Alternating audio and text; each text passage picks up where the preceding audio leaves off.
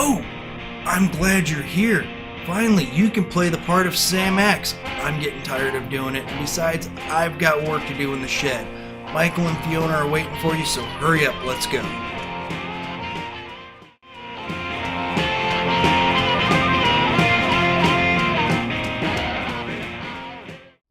What I'm going to do in this episode is show you everything you need to make your own micarta handles, such as these.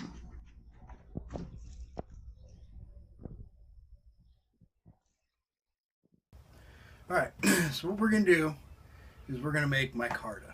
Basically what micarta is any kind of material that will absorb an epoxy-based resin, acrylic, whatever. And it becomes a firm, hard, plastic type substance. Now this is one that I made a while ago. It's not as thick as I want it to be. And I just used green and black construction paper. So that's what we're going to do today. I'm going to show you how I made this. And basically you can use anything with micarta. You can use carbon fiber, fiberglass, old blue jeans, bandanas, cloth you pick up, construction paper, craft paper. If it will absorb and hold the resin, you can use it to make micarta. So, to start with, what I do is I will pick out my construction paper colors. So we're going to do orange and red.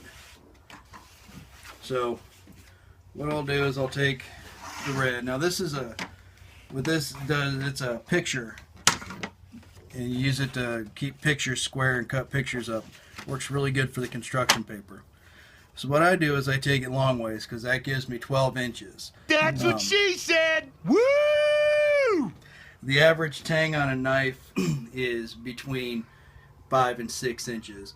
So a 12-inch section of micarta should give you enough to make a knife handle. So what I do is these sheets of construction paper are 9 inches by 12. Flip it off onto the side and I cut them at 2.5 inches. Because your tang is going to be well below 2.5 inches. So this gives you plenty of room to make mistakes. So I just cut it, get my pieces, just like that. Raise it up, get the next one, just like that. And with the magic of video editing, I'm going to turn this into this. So, you can see here, we've got all of our layers, everything how we're going to do it. The compressed thickness, we're going to be about 3/8 of an inch. Alright, so we've got that done. Set our materials off to the side. So what I'm going to be using is this product here. This is a Bondo fiberglass resin.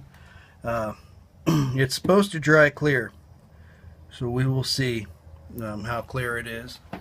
So basically with this stuff, everything's different. With this you get a 10-minute working window, so you have to move lightning quick.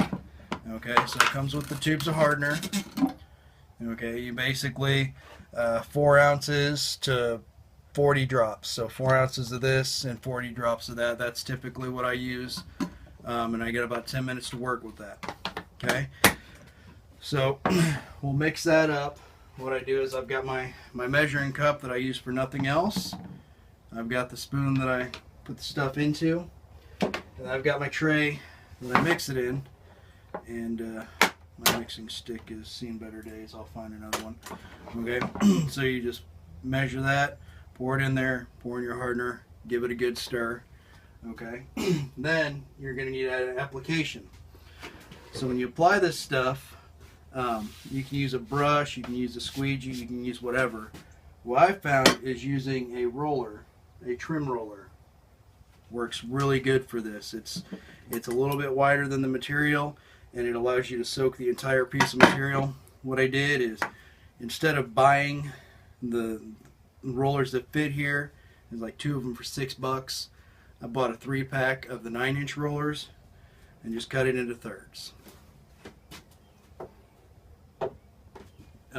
When you're using this stuff, When it comes to mixing and applying, you always want to have rubber gloves on because this stuff is sticky as all get out, and it is very, very hard to get off of your hands and off of your clothes.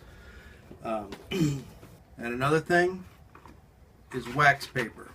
Okay, this is so it doesn't stick to your press.